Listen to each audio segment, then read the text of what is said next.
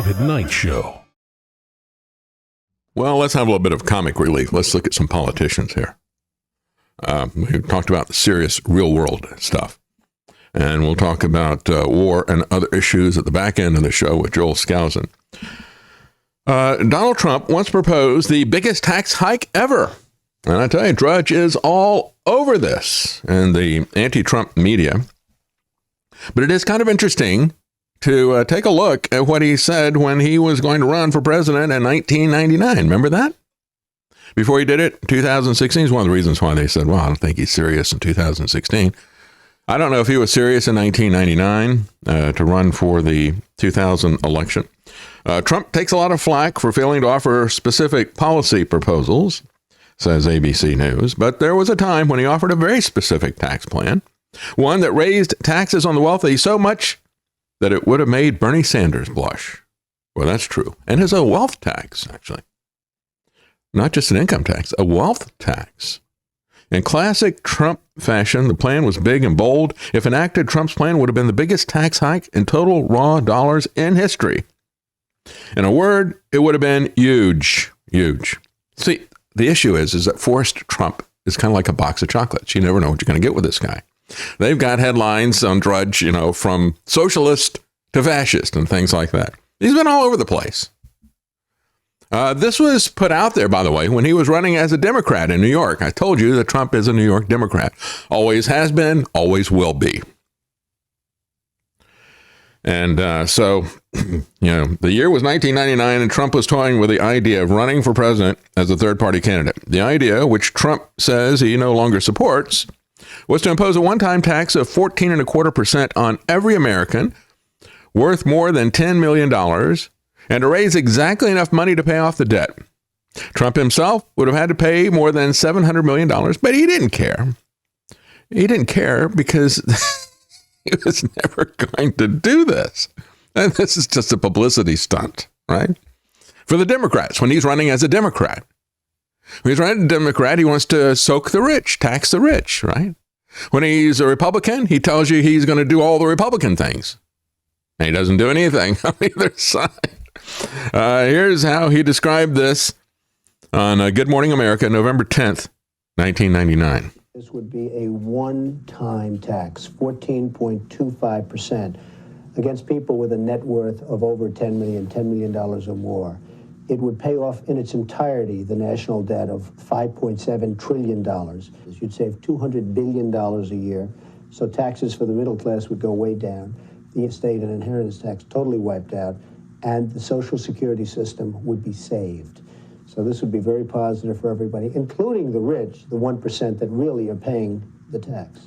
In fact, by our estimates, you would pay somewhere in the neighborhood of $700 million or more. That's correct. I've never known Donald Trump to willingly give up $700 million. I think it would be great for the country. I think it's a proposal that will be very strongly looked at and considered.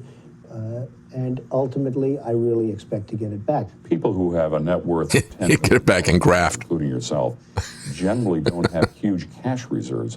Where would they come up with this money? It's a very fair question and a very good question. It's been thought of in great detail. Some people would be able to sell things off easily, pay the tax, and ultimately get it back many-fold by the booming economy. And you will have a boom like you literally have never had before, and by the saving of the inheritance tax. But where do they get the money from, is my point. The other, well, they'd sell off assets. You'd sell off assets. In your case, would be real estate, right? Well, in my case, it could be some real estate. We wouldn't sell everything. You'd sell some assets.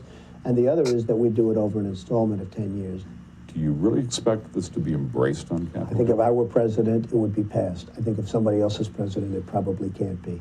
This is a tax that's paid by 1%, but the 1% will be very big beneficiaries with what's going to happen and the positive forces that would take place in the economy. Just one last thought, and that is, what are economists saying about this idea? It's certainly a radical approach to trying to solve a few problems and maybe not that realistic, but what are they saying? I know lots of very great and talented economists, and the ones that I've spoken to and consulted with, and I'll be announcing who they are at a later date if I decide to run.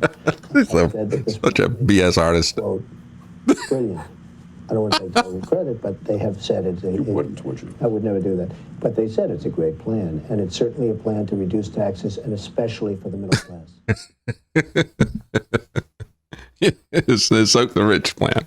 That was the way it was reported in the Daily News, right? So $5.7 trillion to pay off the debt. After a Trump presidency, where are we now? It's exploded, right? He set it on a completely new trajectory in 2020, and Biden has maintained that trajectory. So here we are 25 years later, and the debt is $35 trillion, not $5.7 trillion. Have you heard him talking about the debt? I haven't. Maybe I don't listen to him that much. But he also wrote about the plan in his 2000 book, The America We Deserve. He said the plan is, quote, bold, radical, realistic, and doable. Some will say my plan is unfair to the extremely wealthy. I say it's the only reasonable to shift the burden to those who are most able to pay. Sounds just like AOC, doesn't he? Occasional cortex. He portrayed the tax hikes on the rich as patriotic. In a precursor to Occupy Wall Street movement, Trump argued that soaking the top 1% is only fair. He said the rich will scream, he wrote in his book. Only the top 1% of the people, those with a net worth of 10 million or more, would be affected by my plan. The other 99% would get deep reductions in their federal income taxes. You know, this is how the income tax began, by the way. The income tax is going to be like a 1% tax on the less than 1% of the people. And it was only going to be on their investments. It wasn't going to be on an earned income because those people typically don't have jobs, wages, that type of thing. They made it wages in World War II. You see how these things metastasize. And you see how he's not talking about getting rid of the income tax. He's going to institute a new precedent of a wealth tax with that. Now, that was 25 years ago. But, you know, we need to hear from people when RFK Jr. says that he wants to jail his opponents who are climate deniers. Well, we need to hear what changed his mind about that. If he got his mind changed about it because he got censored because of his views about vaccines and stuff like that, well, fine, legit. But you got to own it and explain it.